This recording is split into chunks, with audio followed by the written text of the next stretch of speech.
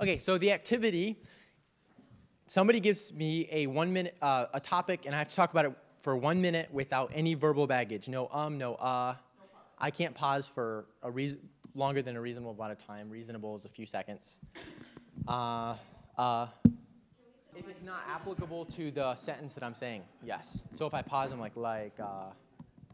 Also, as an option, have several soft, harmless balls ready to distribute to the audience. The audience may throw the balls at the speaker when the speaker's speech contains verbal clutter. The word is garbage. Garbage. That's a challenging word. We have a lot of garbage in our society. Have you ever been to the dump? It's incredible. Tons and tons and tons of garbage. Nowadays, people are trying to take garbage and recycle it into reproducing different products. So plastic can be reproduced to make a plastic product.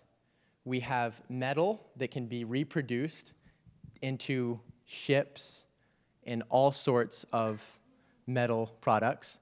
We have certain types of chemicals, I think. I actually need to find out if that's true, so don't quote me on that. But recycling has become a huge part of our society, mainly in the city, not so much in the country. So if you live in, let's say, Tyson's Corner.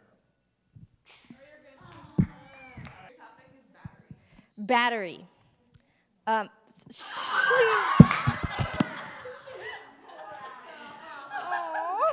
topic is eating. Eating. I love to eat. Who doesn't? Anybody?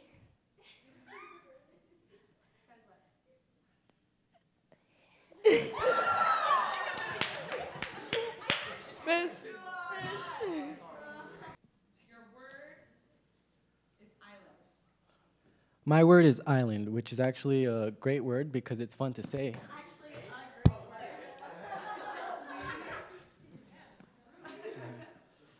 It's really fun to say, and we actually heard a story about a man that was stranded on an island, and so that.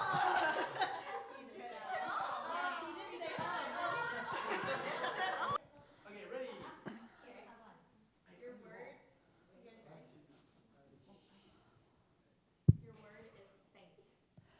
Faint. Okay, fainting is probably a scary occurrence, I would imagine, afterwards. Maybe during it too. Actually, I've never fainted before in my entire life, so I don't really know what it feels like. But I guess you just kind of fall over, and then it's almost like playing dead, but you could do it and not really be fainting, but people probably would figure it out.